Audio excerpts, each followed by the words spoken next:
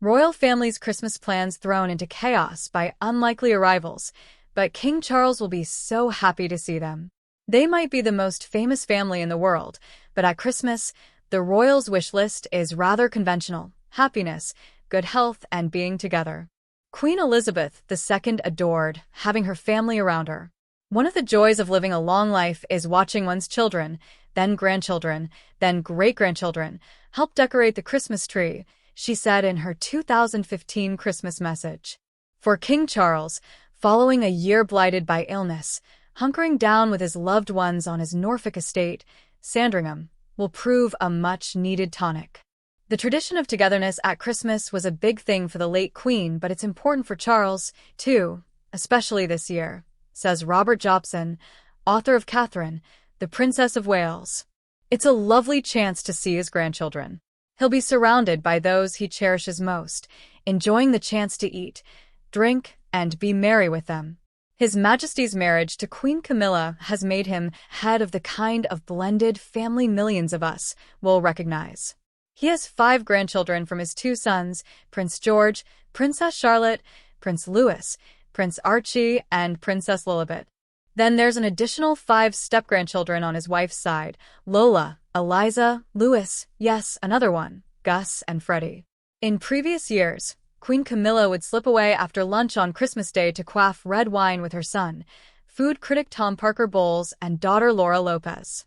But last year, the king opened his doors to her extended clan. Throw in the Tyndalls 3 plus Beatrice and Eugenie's kids, and it will be chaos.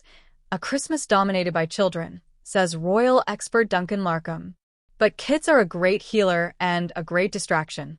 After the strain caused by the king and Kate's health battles, the royals will focus on making it a really fun and enchanting Christmas for them. They'll welcome some light relief, and the children will provide that. In 2022, the Duchess of York was invited back into the fold for the first time in 30 years, tucked away with the disgraced Duke of York at Wood Farm, a farmhouse on the estate. But it must have felt like all her Christmases had come at once last year when she was invited to join Prince Andrew and her daughters for the annual walk from Sandringham House to St. Mary Magdalene Church on Christmas Day. They can't go too mad with the guest list because they need enough staff at Sandringham to supply the service, says Robert. It's useful that William and Kate have a home, Anne Hall, on the estate. It means Kate's parents, Carol and Michael Middleton, can be involved. Some members of the family will be conspicuous in their absence. I'm sure it'll play on the king's mind that he's unlikely to see Archie and Lilibet, who are expected to remain in California. The whole Harry scenario will loom large over the royals. He's a very lively character, so he's very much missed, but it's difficult for the family to trust him.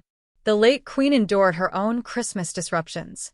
In the 1960s, when the children were in danger of outnumbering the adults, Windsor Castle proved a more attractive base, before a rewiring project in 1988 prompted a return to Norfolk. During the COVID pandemic, she again retreated to Windsor, spending her final Christmas with her husband there in 2020. For King Charles, a new reign is the chance to throw out the rulebook, but, Robert says, nothing dramatic has changed.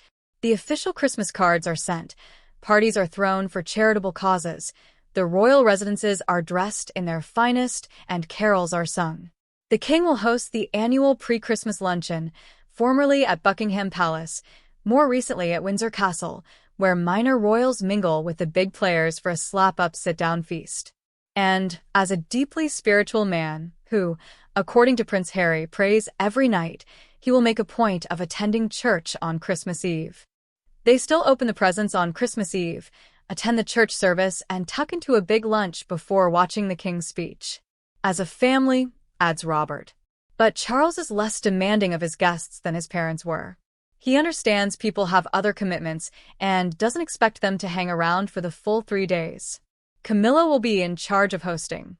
She'll make sure the tree is decorated just the way he likes it.